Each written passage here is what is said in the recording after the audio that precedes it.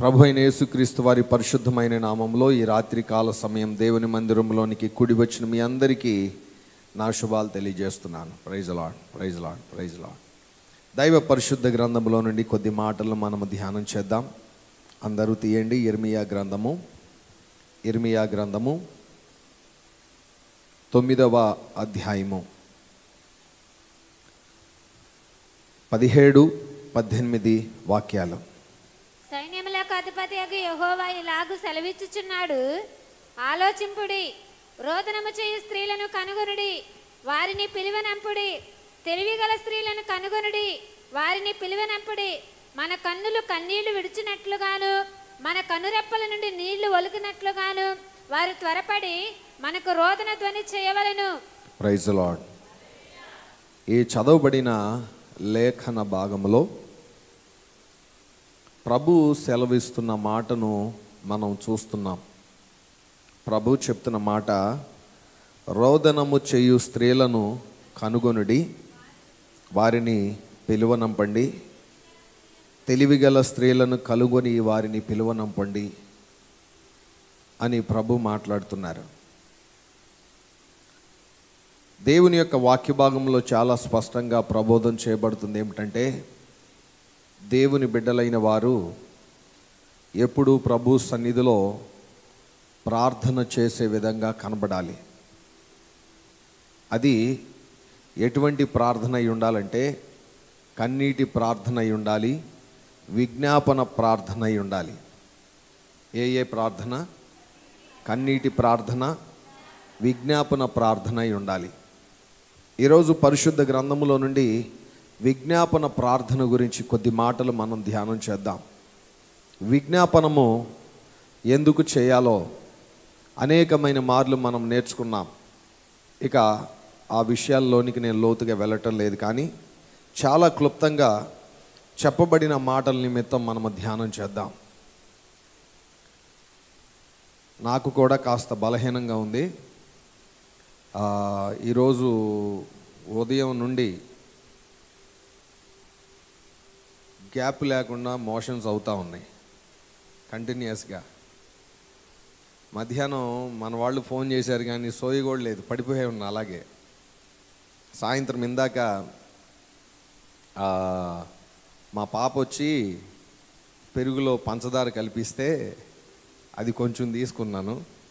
తర్వాత ప్రైజమ్మ electoral powder ఉంటుంది కదా, ఆ పౌడర్ని కాస్త నీళ్ళల్లో కలిపిస్తే అది తాగి వచ్చి మీ ముందు నిలబడ్డాను. కాబట్టి సమయము తక్కువగా ఉంది. ఉన్న కొద్ది సమయాన్ని జాగ్రత్తగా మనం వినియోగించుకుందాం. దయచేసి ఎవరు అటు ఇటు తిరగొద్దు. మళ్ళా నేను అరిచే ఓపిక అయితే నాకు లేదు. నిదానంగానే చెప్తాను, జాగ్రత్తగా అందరూ ఆలకించండి. వాక్య భాగంలో మనం చూస్తున్నాం, ప్రభు చెప్తున్న మాట, రోదనము చేయు స్త్రీలను కనుగొనుడి.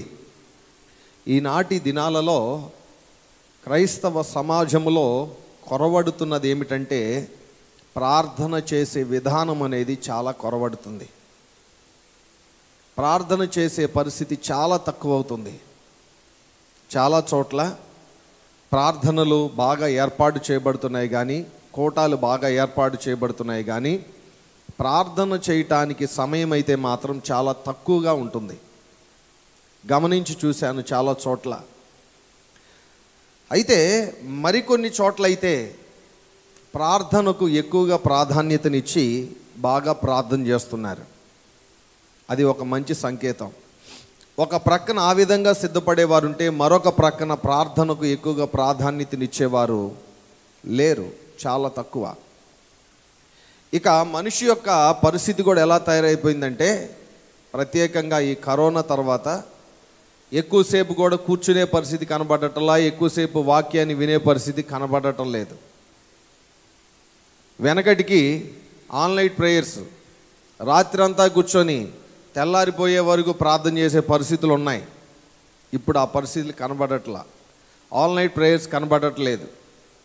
కొన్ని చోట్ల యూట్యూబ్లో లైవ్లో ఆన్లైన్ ప్రేయర్స్ అనేవి పెడుతున్నారు, కానీ చూసేవాళ్ళు చూస్తారు, చూడని వాళ్ళు చూడరు. పాస్టర్ గారు మాత్రం కూర్చొని లైవ్లో కనబడతా ఉంటారు. ఇక మందిరంలో ఎవరు ఉండరు. ఇలాగ జరుగుతుంది. రాను రాను ఏమైపోయిందంటే ప్రేయర్ సెల్స్ అనేవి, అలాగే ప్రార్థన చేసే పరిస్థితులు అనేవి చాలా కొరవడిపోయినాయి. ఈరోజు పరిశుద్ధ గ్రంథంలో నుండి వాక్యాన్ని మీకు జ్ఞాపకం చేస్తూనే కొన్ని సూచనలు ఇద్దామన్న ఆలోచన నాకు మనసులో ఉంది. ఏంటంటే, మందిరములో విశ్వాసులైన మీరందరూ కనీసం ఒక 5 ఒక గ్రూపుగా చేరి ఒక సమయాన్ని మీరు అనుకొని మందిరంలోకి వచ్చి ప్రార్థన చేస్తే 1 గంట సేపు లేదంటే ఒక 2 గంటలు బాగుంటుందని నాకు అనిపించింది.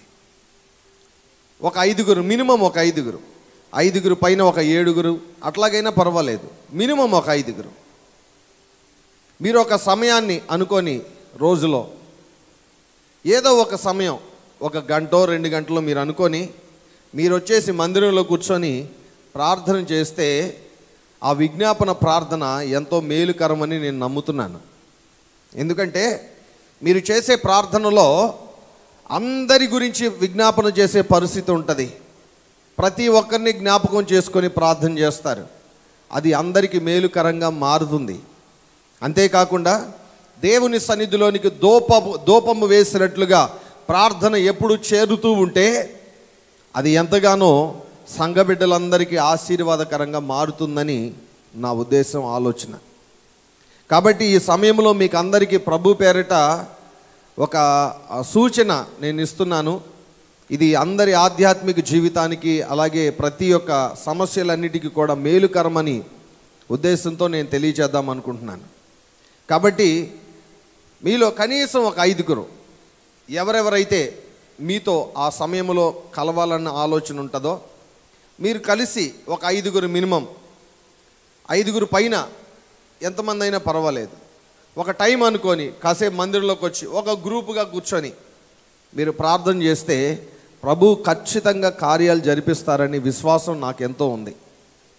ఎందుకంటే దైవవాక్యంలో మనం చూస్తున్నాం, మీరు శోధనలో ప్రవేశించకుండునట్లు మెళకువ కలిగి ప్రార్థన చేయుడి అని ఉంది. అయితే ఎంతమంది ప్రార్థనా జీవితంలో ఉంటున్నారంటే అది వేళ మీద లెక్క పెట్టొచ్చేమో. కుటుంబంలో ప్రార్థన చేస్తున్నారు, ఇంట్లో ప్రార్థన చేస్తున్నారు, వ్యక్తిగత ప్రార్థన చేస్తున్నారు. మంచిదే, అది కూడదని చెప్పి నేను అంటలేదు. కానీ ఎప్పుడైతే సమాజముగా కూడి ఒకరినొకరు పురికొల్పుకుంటూ ప్రార్థన చేస్తారో దానిలో చాలా శక్తి, బలం అనేది ఉంటుంది. Praise the Lord, hallelujah. ఇక ప్రాముఖ్యంగా దైవవాక్యంలో ఇప్పుడు మనం చదువుతున్నాం ఏమనంటే, రోదనము చేయు స్త్రీలు, కన్నీరు విడిచి ప్రార్థించే స్త్రీలు, ప్రతి వారు ఆ విధంగా సిద్ధపడాలి. ఎందుకంటున్నానంటే ఈ రోజుల్లో పరిస్థితులు ఏవీ బాగాలేదు. ఏది ఒక్కటి కూడా ఇది బాగుందని చెప్పడానికి అవకాశం లేనే లేదు. ప్రతిదీ కూడా ఎక్కడ చూసినా కానీ ఏదో ఒక సమస్య. పిల్లలు స్కూల్కి వెళ్ళడం దగ్గర నుంచి, ఇంట్లో యజమాని ఆఫీస్కి వెళ్ళటం, పనులకు, ఉద్యోగాలకు, వ్యాపారాలకు వెళ్ళటం దగ్గర నుండి ప్రతి విషయంలో కూడా ఇబ్బందులే, సమస్యలే, అన్ని ఇబ్బందులే కనబడుతున్నాయి. మరి అలాంటి సందర్భంలో స్త్రీలైన వారు సమయాన్ని వృధాగా పోనిచ్చుకొనకుండా మందిరంలోకి వచ్చి ప్రార్థన చేయటం చాలా ప్రాముఖ్యం. ఖాళీగా సమయాన్ని వృధాగా పోనిచ్చుకోకూడదు. దైవవాక్యం చాలా స్పష్టంగా మాట్లాడుతుంది, రోదనము చేయుట నేర్పుడి అని కూడా చెబుతూ ఉంది. ప్రభు సన్నిధిలో కన్నీరు కార్చి ప్రార్థన చేయాలి. నాకు బాగా జ్ఞాపకం, నా చిన్నతనంలో మా అమ్మగారు చెప్పిన వాక్యం నాకు బాగా జ్ఞాపకం. ఏంటంటే, విశ్వాసి యొక్క కన్నులట గొవ్వ కన్నుల వలె ఉండాలట. ఎందుకు గొవ్వ కన్నుల వలె ఉండాలంటే, గొవ్వ కంట్లో ఎప్పుడు నీళ్లు ఉంటూనే ఉంటాయట. అంటే విశ్వాసి ఎప్పుడు కూడా కన్నీటి ప్రార్థన చేసే విధంగా ఉండాలని ఎప్పుడో నా చిన్నతనంలో వాక్యం చెప్తా ఉంటే అటు ఇటు తిరుగుతూ విన్నాను నేను. అది అయితే ఆ మాట నాకు ఎప్పటికీ జ్ఞాపకమే. విశ్వాసి జీవితంలో కన్నీటి ప్రార్థన చాలా ప్రాముఖ్యం, విజ్ఞాపన ప్రార్థన చాలా ప్రాముఖ్యం. మనము ప్రార్థనలో చాలా చాలా నలుగగొట్టబడాలి. అయితే ఇక్కడ ఒక విషయం ఆలకించండి. దేవుని సన్నిధిలో కన్నీరు కార్చి ప్రార్థన చేయటం ఎలాగ కలుగుతూ ఉంటుందంటే, ప్రార్థనలో పరిపక్వత వస్తే, ఏమిటి? ప్రార్థనలో పరిపక్వత అనేది కలిగితే అది విజ్ఞాపనగా మార్చబడుతుంది. నా మాట అర్థమవుతుందా? కొందరికి ప్రార్థన చేయటం చేతవదు, కొందరికి ప్రార్థన చేయటం ఎలాగో తెలియదు. కానీ ప్రార్థన చేయగా చేయగా చేయగా ప్రార్థనలో నలుగ కొట్టబడగా ఆ ప్రార్థన పరిపక్వత కలిగి విజ్ఞాపనగా మార్చబడుతుంది. అంటే ఈరోజు మనం విజ్ఞాపన ప్రార్థన చేసే స్థితిలో లేము అంటే మన ప్రార్థనలో పరిపక్వత లేదు అన్న విషయం గుర్తుపెట్టుకోవాలి. పరిపక్వత ఎందుకు కలగటం లేదంటే, ఆ ప్రార్థన చేసే విషయంలో మనం ఎక్కువగా నలుగగొట్టబడటం లేదన్న విషయం గుర్తుపెట్టుకోవాలి. నా మాట అర్థమవుతుందా? ఉదాహరణకి మీకు అర్థమవటానికి చెప్తాను. ఒక వ్యక్తి మంచి బిల్డింగ్, చాలా అందమైన బిల్డింగ్ కట్టగలిగే బిల్డర్ అయిపోయాడు అనుకోండి. ఊరికినే ఎవడో ఆయన ఆ స్టేజ్కి రావాలంటే క్రింద కూలి పని చేసే పని దగ్గర నుంచి, మేస్త్రి పని దగ్గర నుంచి ప్రతి విషయంలో నైపుణ్యత సంపాదించుకుంటేనే ఆ స్టేజ్కి వస్తాడు. ఒకసారి పైన టెర్రస్ పైన స్టోర్ రూమ్ కోసం ఒక రూమ్ కడతా ఉన్నాం. రూమ్ కడతా ఉంటే మేస్త్రి గారు వచ్చారు, పని అప్పచెప్పేసి వెళ్ళిపోయారు.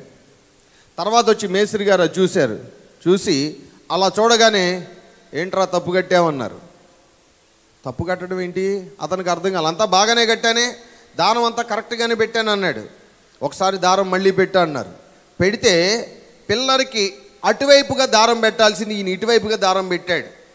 అంటే ఏమైపోయిందంటే రూము లోపలికి నొక్కేసినట్లుగా, ఒక పక్కన లోపలికి వెళ్ళిపోయినట్టుగా అయిపోయింది. ఆ పిల్లర్ బయట వైపుగా దారం తీసుకోవాలి, ఇటువైపు బయట వైపుగా దారం పెట్టావు, ఇటు కూడా బయటికే దారం పెట్టాలి కదా, ఇటేమో లోపలికి పెట్టాడు. చూసి చెప్పేశాడు ఆయన. అప్పటి వరకు నేను, నాన్నగారు, ప్రేజమ్మ అందరం అక్కడే ఉన్నాం, మాకు తెలియలేదు. మాకేం తెలుసు? తాపీ పని గురించి మాకేం తెలుసు? ఆ పనిలో నైపుణ్యత ఆయనకు ఉంది కాబట్టి ఆయన చూడగానే వెంటనే అన్నాడు, ఏంట్రా తప్పు కట్టావన్నాడు. అప్పటికి గుమ్మం కూడా నిలబెట్టేశాడు. మొత్తం పగలగొట్టే, మొత్తం తీసే అన్నాడు. మొత్తం మరి పగలగొట్టే రాళ్ళన్నీ పోతాయండి, ఇదిగో ఇలా తీ అని చెప్తే ఒక్క రాయి కూడా పోకుండా చాలా జాగ్రత్తగా తీయగలిగాడు. పనిలో నైపుణ్యత ఆయనకు ఉంది కాబట్టి పని చేసేవాడికి ఎలా చేయాలో నేర్పగలిగాడు, చెప్పగలిగాడు. ప్రార్థనలో పరిపక్వత కలిగితేనే మనకు విజ్ఞాపన అనేది కలుగుతూ ఉంటుంది. విజ్ఞాపన చేయటం అనేది మనం నేర్చుకోగలుగుతాం. Praise the lord. అయితే ఈనాటి దినాలలో ప్రార్థనలో ఎందరూ ఏ విధంగా ఎక్కువగా గడుపుతూ ఉన్నారో పరీక్ష చేసుకోవాలి. ప్రతి దినము ప్రార్థన గురించి మనం నేర్చుకుంటున్నప్పుడు ప్రార్థనలో ఎలా గడపాలో, ఎలాగ ప్రార్థన చేయాలో చాలా సందర్భాల్లో చాలా విషయాలు నేర్చుకున్నాం. అయితే ప్రతిరోజు ప్రభు మనకు అనుగ్రహించిన 24 గంటలలో దశమ భాగమైనటువంటి 2.5 లేదంటే 3 గంటలు దేవుని సన్నిధిలో గడపాలి. దేవునికి ఇవ్వాలి. దేవునికి ఇవ్వటం అంటే కొందరు అంటారు కదా, కొందరు ఆలోచనలు ఎలాగుంటాయంటే, దేవా నాకు ఎందుకు 24 గంటలు ఇచ్చావు? 24 గంటలు నాకివ్వటం ఎందుకు? దాంట్లో దశంభాగం నువ్వు అడగటం ఎందుకు? ఆ దశంభాగం నువ్వే తీసేసుకొని మిగతాయే నాకు ఇవ్వచ్చుగా. కొంతమంది ఇలాగ ఆలోచన చేస్తారు. డైరెక్ట్గా నువ్వు తీసేసుకో నాయనా, దశంభాగం నువ్వే ఉంచేసుకొని మిగిలిందే నాకు ఇవ్వు, ఆ మిగిలిన దాంట్లో నా బాధ ఏదో నేను పడతాను.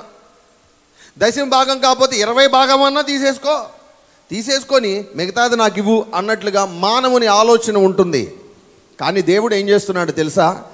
మనుషుని యొక్క భక్తిని పరీక్ష చేయటానికి ప్రతీది కూడా ఎదుటే పెట్టి చేయమంటున్నాడు. 24 గంటల సమయం మనకుంది. దానిలో 2.5 లేదంటే 3 గంటలు దేవునిలో మనము గడుపుతున్నామా లేదా పరీక్ష చేసుకోవాలి. ఏ వ్యక్తి అయితే దేవుని సన్నిధిలో ఈ 2.5-3 గంటలు గడపడం అనేది అలవాటు చేసుకుంటూ ఉంటారో ప్రార్థన పరిపక్వతకు చేర్చబడుతుంది, విజ్ఞాపనగా మార్చబడుతుంది. Praise the Lord. హల్లెలూయా. ఈ విజ్ఞాపన ప్రార్థనలు ఇక కూర్చుంటే ఎలాగుంటుందో తెలుసా? మునిపేమో 2.5 గంటల ప్రార్థన చేయటువంటి అయ్యి బాబాయ్ మామూలు విషయమా అన్నట్లుగా అనుకొని ఏం చేస్తారంటే ఉదయం 1 గంట వీలైతే మధ్యలో ఒక అరగంట, ఆ తర్వాత మధ్యాహ్నం ఇంకొక అరగంట, సాయంత్రం రాత్రి పడుకోబోయే ముందు ఇంకొక గంట, సుమారుగా 3 గంటలు. అమ్మా ఎట్లాగైతే కానీ చేసాం అన్నట్టుగా ముందు నడుస్తుంది. రాను రాను ఎలాగైపోతుందంటే ఉదయం గంట సేపు కూర్చున్న వాళ్ళు సమయం తెలియకుండా గంటన్నర దాకా సమయం గడిపేస్తారు. ఆ తర్వాత 2 గంటలు, 3 గంటలు.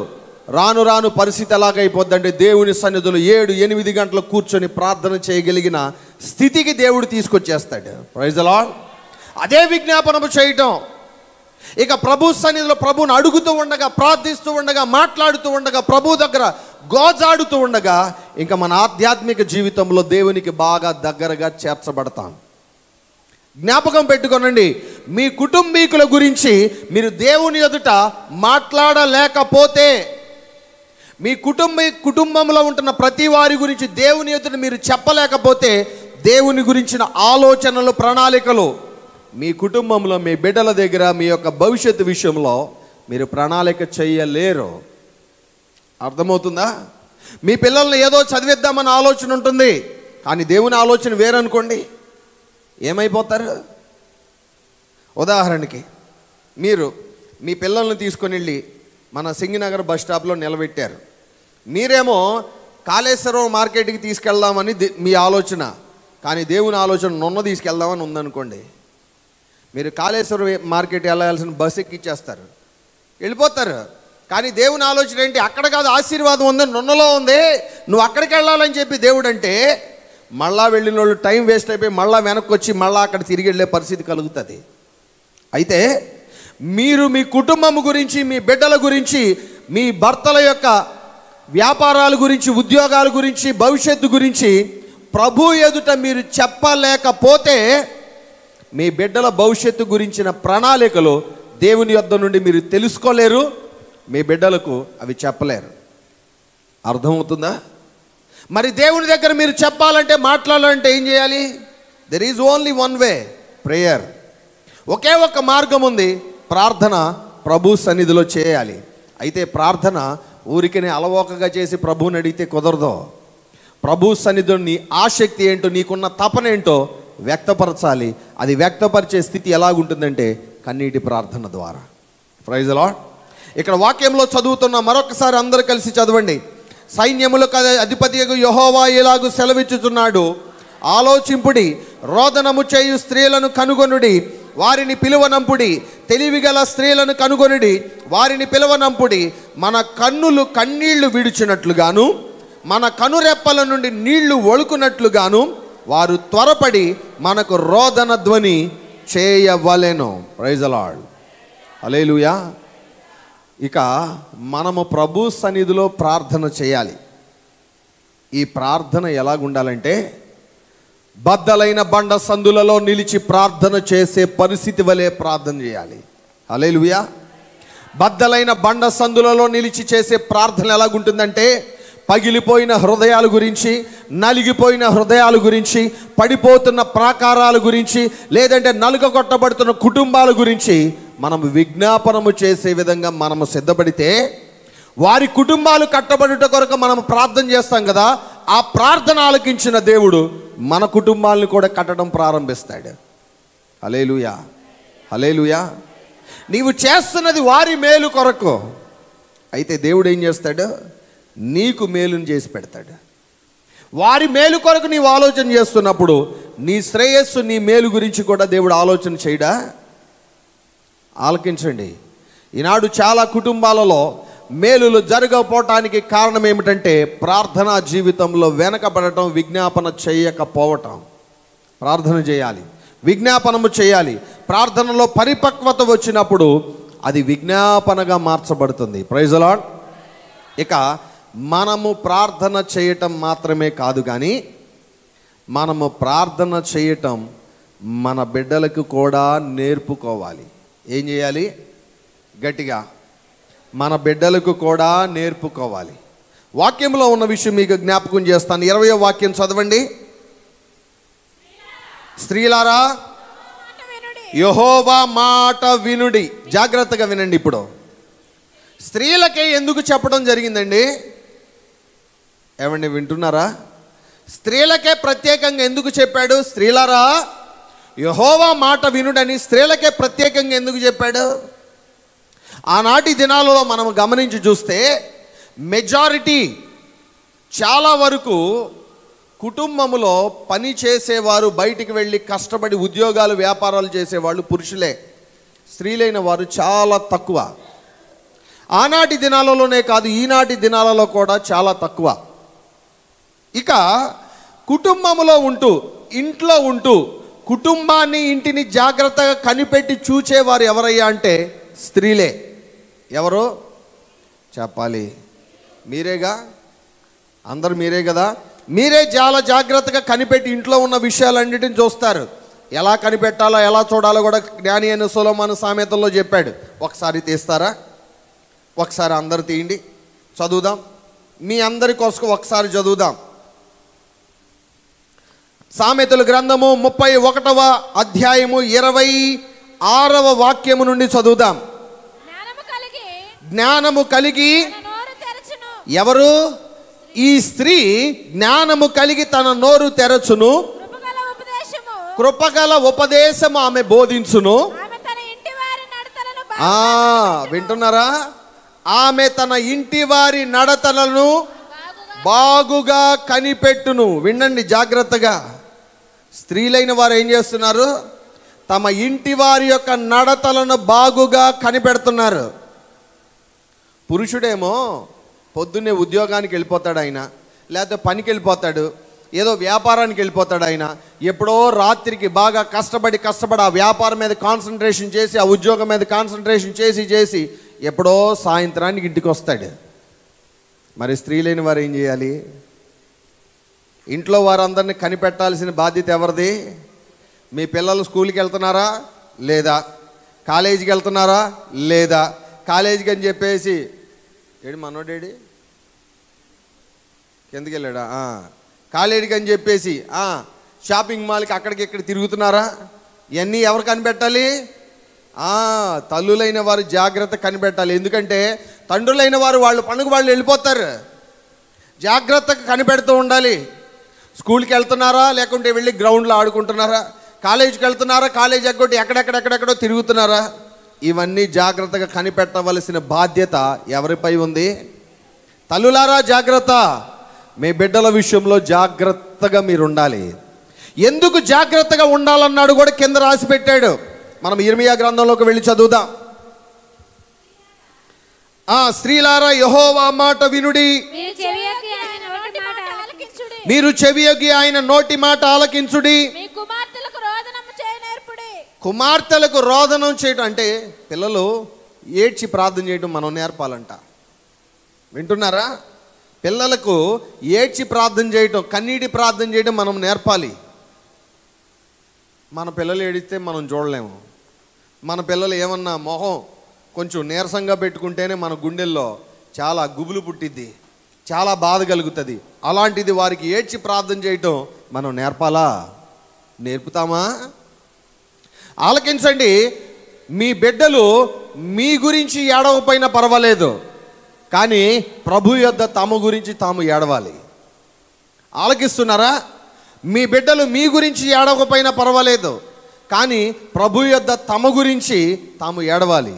ఎందుకంటే రక్షణ అనేది వ్యక్తిగతమైనది, దేవుని యొద్దను మాత్రమే, దేవుని యొద్ద నుండి మాత్రమే అనుగ్రహించబడేది. కాబట్టి దేవుని ఎదుట కన్నీరు కార్చి ప్రార్థన చేయడం వారు నేర్చుకోవాలి బాల్యం నుండి.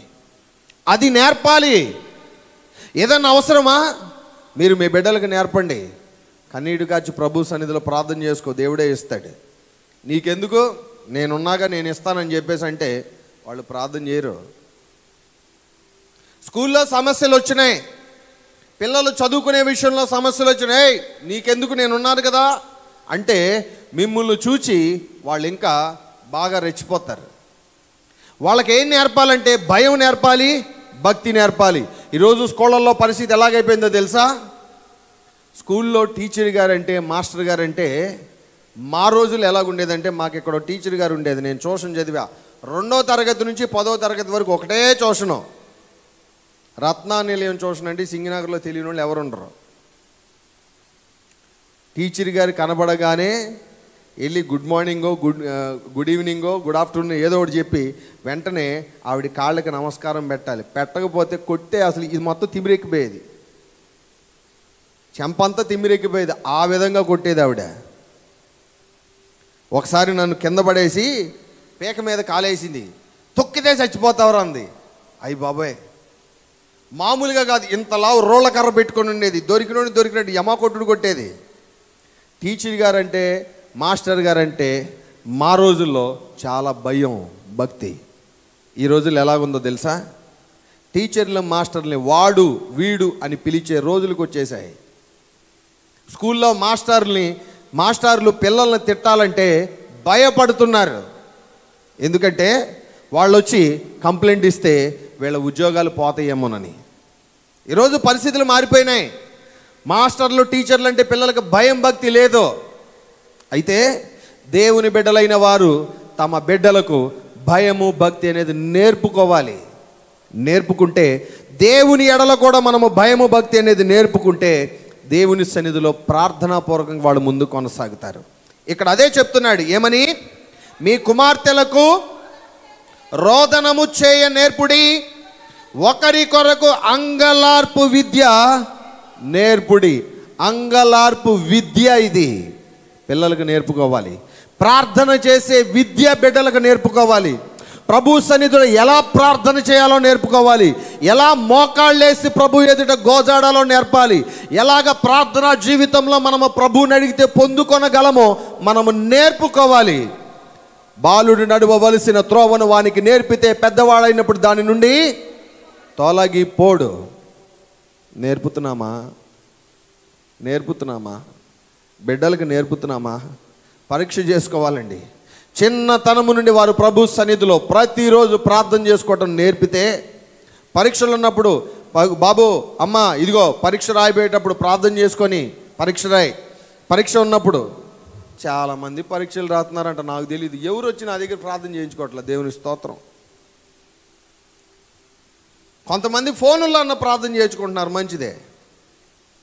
ఫోన్ చేసి పలానా పరీక్షకి వెళ్తున్నాం, పలానా ఇంటర్వ్యూకి వెళ్తున్నాం, పలానా ఎగ్జామ్కి వెళ్తున్నాం, ప్రార్థన చేయండి అని ఫోన్లో ప్రార్థన చేసుకుంటున్నారు. కనీసం అదన్నా సంతోషం. ఎవరికి వచ్చే ఓపికలు లేవు. అయిపోయింది, పరిస్థితులు మారిపోయింది.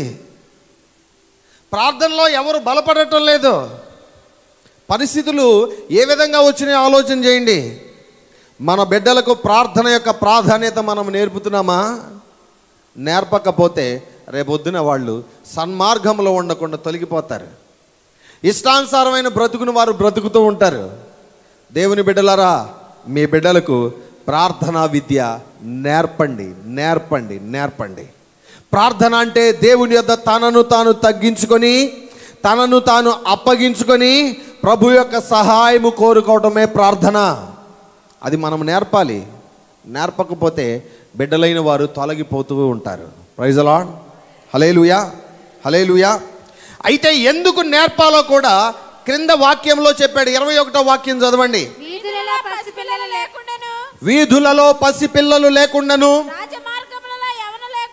రాజమార్గములలో యవనులు లేకుండాను, వారిని నాశనము చేయుటకై మరణము మన కిటికీలను ఎక్కుచూ ఉన్నది, మన నగరులో ప్రవేశించుచున్నది. జాగ్రత్త. దేవుని బిడ్డలారా, మీ బిడ్డల కొరకు ప్రార్థన చేయాలి. ఎందుకంటే అపవాది పొంచి ఉన్నాడు. ఎవరిని మృంగుదునా అని ఎదురు చూస్తూ ఉన్నాడు. వాడి చెరలో పడకుండా ఉండటానికి మీ బిడ్డల కొరకు మీరు ప్రార్థన చేయాలి. అలాగే వారికి ప్రార్థనా విద్య నేర్పాలి. Praise the Lord. హల్లెలూయా. మీరు ప్రార్థనా విద్య వారికి నేర్పాలంటే మీ ప్రార్థన పరిపక్వత కలిగి విజ్ఞాపనముగా మార్చబడాలి. అప్పుడే మీరు మీ బిడ్డలకు ప్రార్థనా విద్య నేర్పగలరు. మీకే రాకపోతే మీ పిల్లలకి ఏం నేర్పుతారు? ఆలగిస్తున్నారా? మీకు చక్కగా ఇంట్లో అన్ని వంటలు చేయటం వచ్చినాయి అనుకోండి, కనీసం ఏదో ఒకటి గుడ్ ఆమ్లెట్ వేయటమో ఏదో మీ పిల్లలకు నేర్పగలరు కదా. లేకపోతే ఏమి నేర్పగలరు? ఏమి రాదు. మీకే రాకపోతే ఏమవుతుంది? ఇదిగో నాకేం రాదు కానీ నువ్వు కూడా నాలాగా ఆన్లైన్లో ఆర్డర్ చేసుకో అంటావు. మారిపోద్ది పరిస్థితి. అర్థం చేసుకోనండి. మన ప్రార్థన జీవితం బాగుండాలి.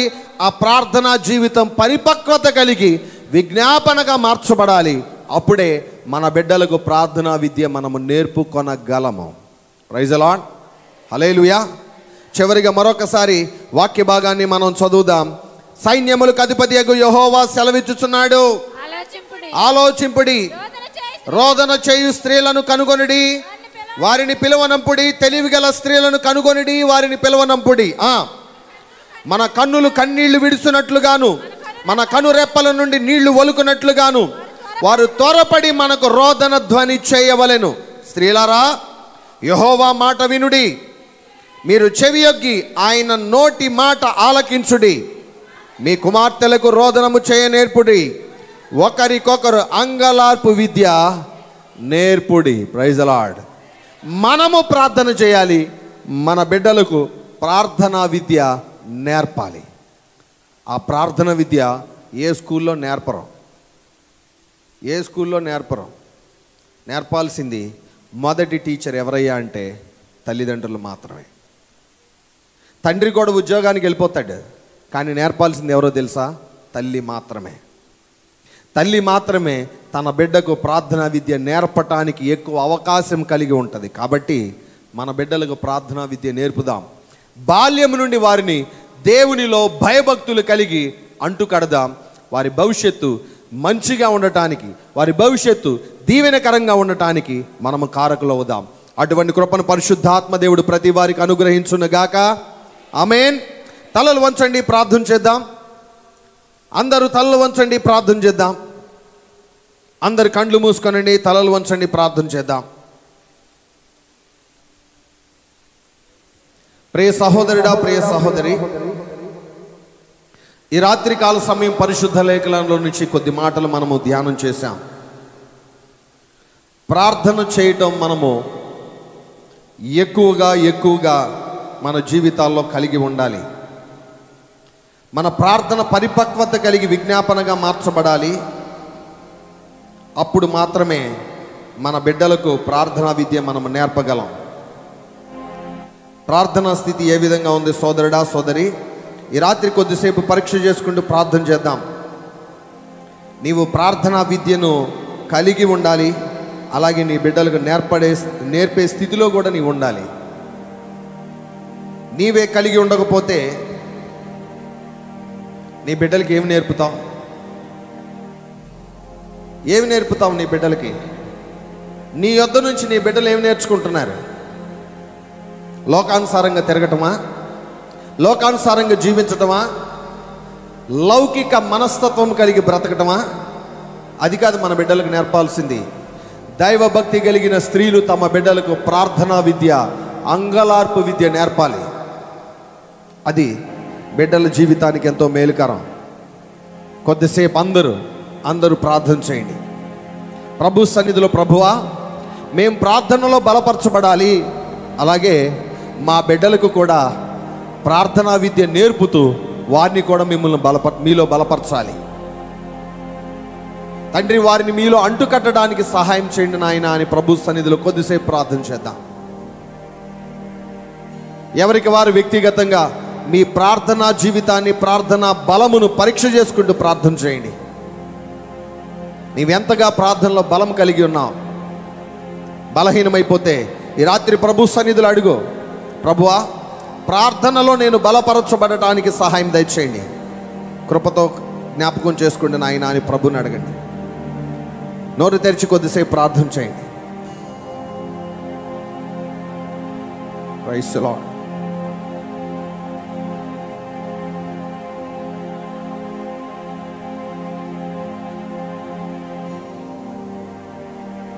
యేసయ్యా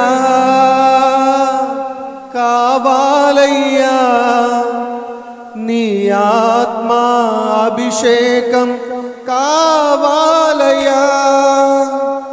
యేసయ్యా కావాలయ్యా నీ ఆత్మ అభిషేకం కావాలయ్యా. ప్రార్థనా శక్తి నాకు కావాలయ్యా, నీ పరలోక అభిషేకం కావాలయ్యా. ప్రార్థనా శక్తి నాకు కావాలయ్యా, నీ పరలోక అభిషేకం యేసయ్యా కావాలయ్యా, నీ ఆత్మ అభిషేకం కావాలయ్యా.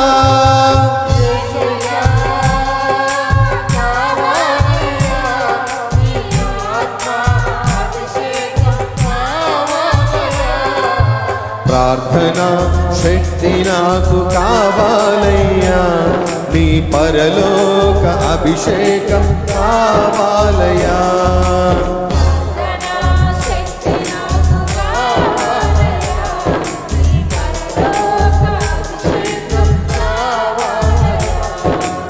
ఏలియా ప్రార్థింపగ పొందిన శక్తి నేను ప్రార్థింపగ దయచేయుమా.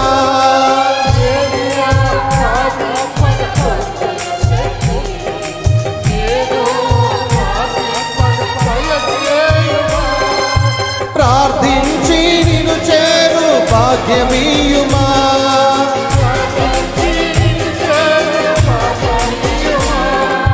నిరంతరం ప్రార్థింప కృపనీయుమా, నిరంతరం ప్రార్థింప కృపనీయుమా.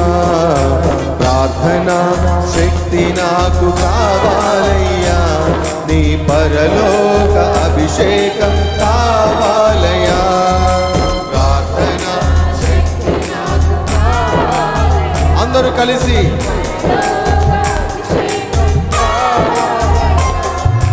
యేసయ్యా కావాలయ్యా, నీ ఆత్మ అభిషేకం కావాలయ్యా.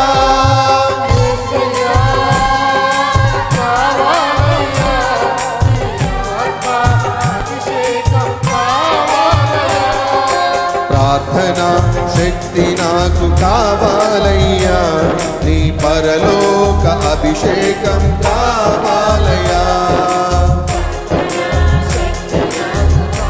అందరూ కలిసి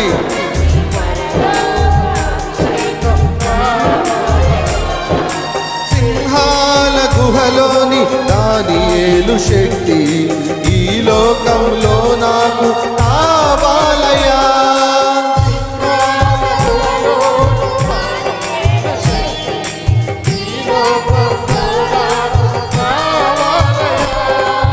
నీతో నడిచే వరమీయుమా,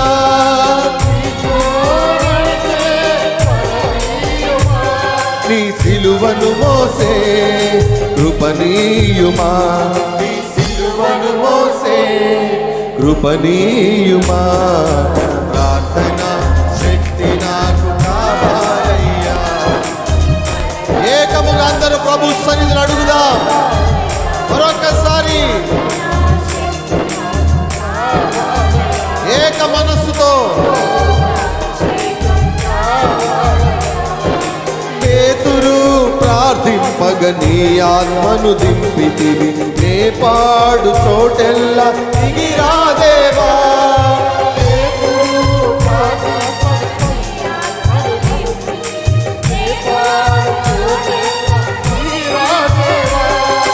చిన్న వయసులో అభిషేకించిన ఇర్మియా వలె ఈ చిన్నవాడిని అభిషేకించు, నన్ను నీవు అభిషేకించు. ప్రార్థనా శక్తి నాకు కావాలయ్యా, నీ పరలోక అభిషేకం కావాలయ్యా. ఏకముగా ప్రభుని ఆరాధన చేద్దాం.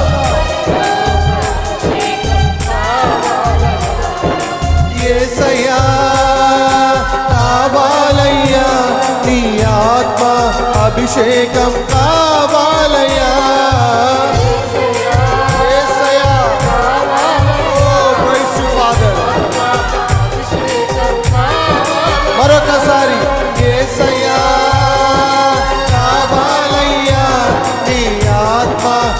అభిషేకం కావాలయ్యా యేసయ్యా. ఫాదర్ ప్రార్థనా శక్తి నాకు కావాలయ్యా, నీ పరలోక అభిషేకం కావాలయ్యా. ప్రార్థనా శక్తి నాకు కావాలయ్యా, నీ పరలోక అభిషేకం ఏకముగా. ప్రార్థనా శక్తి నాకు కావాలయ్యా, నీ పరలోక అభిషేకం కావాలయ్యా. ప్రార్థనా శక్తి నాకు కావాలయ్యా, నీ పరలోక. అందరూ కలిసి ఏకముగా ఏకముగా. యేసయ్యా మీకే వందనాలు. ప్రతి వారిని మీ ప్రార్థనా శక్తితో నింపండి. ప్రార్థనా శక్తి నాకు కావాలి యేసు నాయనా. ఈ రాత్రి కాల సమయంలో మీ బిడ్డలందరి హృదయాలతో మీరు మాట్లాడినందుకు వందనాలు. ప్రతి వారికి ప్రార్థనా శక్తిని దయచేయండి, రోదనము చేయ నేర్పండి ప్రభువా. ప్రతి వారు మీ సన్నిధిలో ప్రార్థించుట, రోదనము చేయుట, మీ సన్నిధిలో అంగలార్పు విద్య నేర్చుకొనుట, ప్రార్థనా విద్య నేర్చుకొనుట సహాయం దయచేయండి.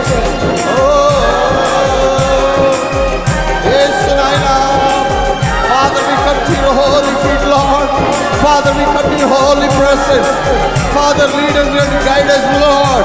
పరిశుద్ధుడా సహాయము దయచేయండి. మీ బిడ్డలందరినీ అభిషేకించండి, ప్రార్థనాత్మతో అభిషేకించండి, ప్రార్థనాత్మతో అభిషేకించండి, విజ్ఞాపనాత్మతో అభిషేకించండి, ప్రార్థనా శక్తితో నింపండి, అంగలార్పు విద్యతో నింపండి.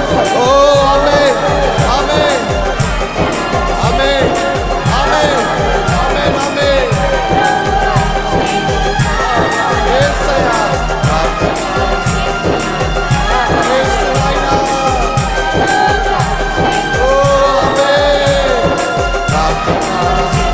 ప్రార్థన ప్రార్థన ప్రార్థన ప్రార్థన. ఆమేన్. యేసయ్యా మీకే స్తోత్రం.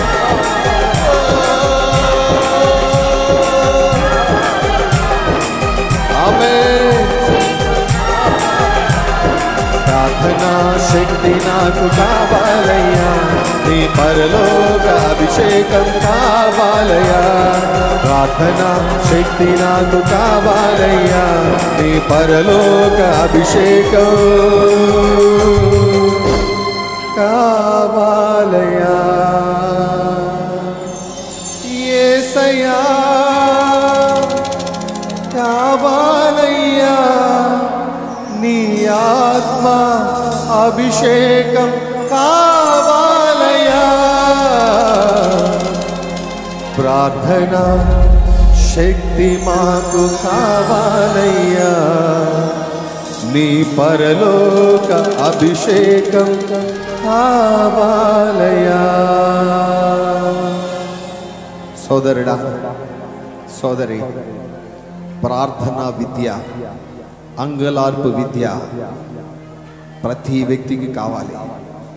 నీకు మాత్రమే కాదు, నీ కుటుంబానికి కావాలి, నీ బిడ్డలకు కావాలి. నేర్పుతున్నావా? ఎప్పటికైనా నేర్పటం ప్రారంభించు. నీ బిడ్డలు ప్రార్థన చేసుకోవటం నేర్పు. వారు ప్రభు సన్నిధిలో ప్రార్థనలో గడపలేకపోతే అయ్యో, భవిష్యత్తులో వారి యొక్క జీవితం అనేది అపవాది చెరలోకి వెళ్ళిపోతుంది. వాడి చెరలో పడకుండా ఉండాలంటే ఇదిగా ఎప్పటి నుంచి నీ బిడ్డలకు నేర్పడం ప్రారంభించు. ప్రార్థనా విద్య నీ బిడ్డలకు నేర్పడం నీవు ప్రారంభించినట్లయితే ఇదిగో ప్రభు నీ కుటుంబము చుట్టూ ఆయన కంచెను కాపుదల మెండుగా ఉంచుతాడు. ప్రార్థన మాత్రమే నీకు, నీ కుటుంబానికి గొప్ప భద్రతను, క్షేమమును, రక్షణను కలుగ చేయగలదు. ప్రభు సన్నిధిలో ప్రార్థనా జీవితంలో ముందు కొనసాగుతూ మన ఆధ్యాత్మిక జీవితంలో మేలును పొందుకుందాం.